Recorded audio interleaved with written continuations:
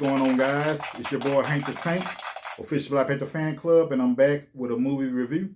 This one is going to be for Passing. It's now showing on Netflix, starring Tessa Thompson and Ruth Negga as the, I guess, protagonist and antagonist somehow.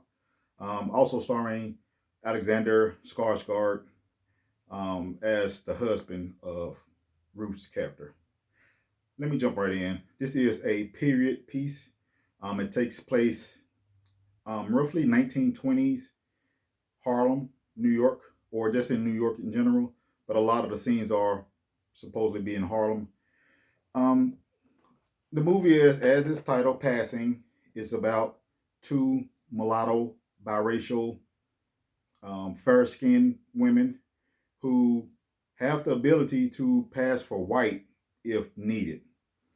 Um, Tessa Thompson is who you introduce first, and she's shopping around looking for some toys for her son's birthday, and she's shopping in the white area of town, and no one gives her any problems. Again, this is during Jim Crow, in America, but she was passing for white.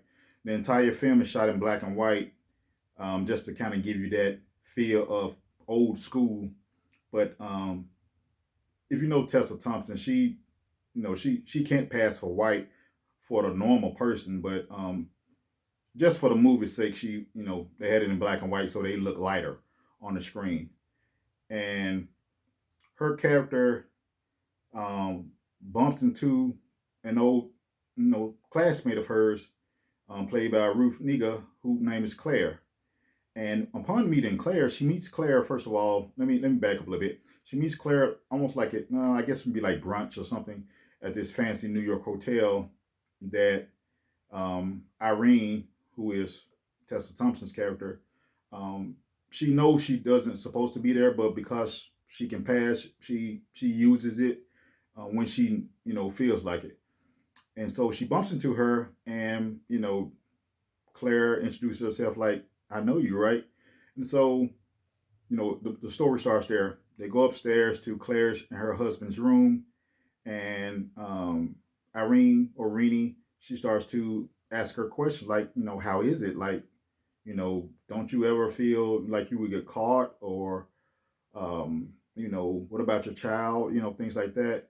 And it's kind of awkward conversation for the characters because it's kind of invasive, but eventually, they talk about everything, and fast forward in a movie, Claire and Irene or Rennie goes out to some fundraiser.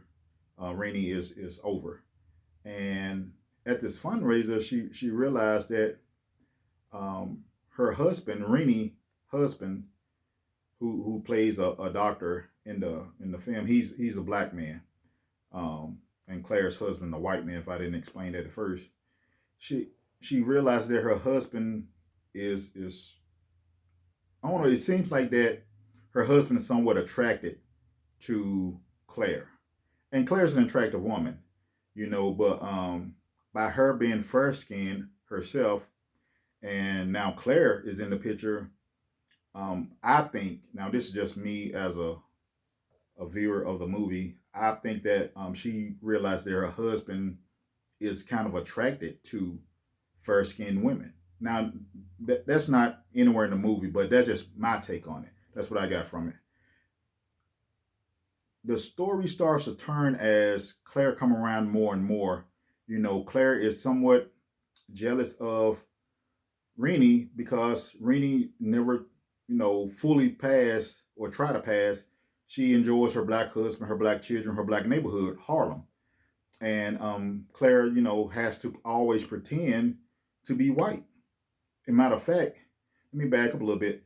At the hotel when they first met up, um, her husband came in and he called her Nig, and Claire told her, "Hey, tell her the story about why you called me that." And he explained to her like when I first met her, she was as light as whatever, as white as rice, But over time she's gotten darker.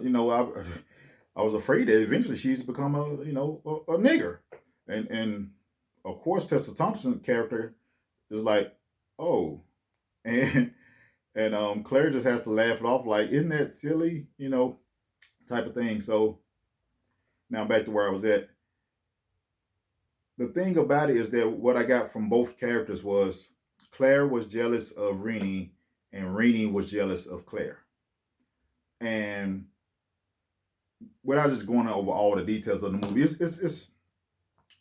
it's a period piece, and it's shot like it's a period piece. You get the feeling there's a lot of classical jazz music playing for the score, and you always reminded of the time frame that the father talks to his kids about certain things that are going on in society involving black men and white men. Some violent acts take place that he describes, and there's one point when Rainey asks him like, can he please stop talking to the children about that stuff? Allow them to be happy, allow them to be kids, and just enjoy being kids. But as a father, he felt it's his responsibility to let them know about the world that they living in, as black men. And so as a black man, I can understand the father's position, but also understands, the mother wanting to allow them to, live in this fantasy world a little bit longer because she lives in this fantasy world from time to time herself. Um, Towards the end of the movie, the the jealousy in Rennie, it grows, it festers, and you know, the way the movie ends, you will realize what I mean by that. I won't spoil the ending for you, but the character really, the jealousy in both of them, you know, it kind of comes to an end, between both of them. They're both forced to face um, a tragedy in which there's no coming back from for either one of them. So yeah, that'll be my take on it. I won't reveal too much. So on a scale of 5, I give this one 3 stars. It's something to look at. Both ladies did a wonderful job as the characters. You know, Ruth Negga. I need to find out what else she's played in because she was wonderful. She's a wonderful sparring partner with Tessa Thompson. So yeah, that's what I got for you. 3 stars. Official Black Panther Fan Club, Hank the Tank, signing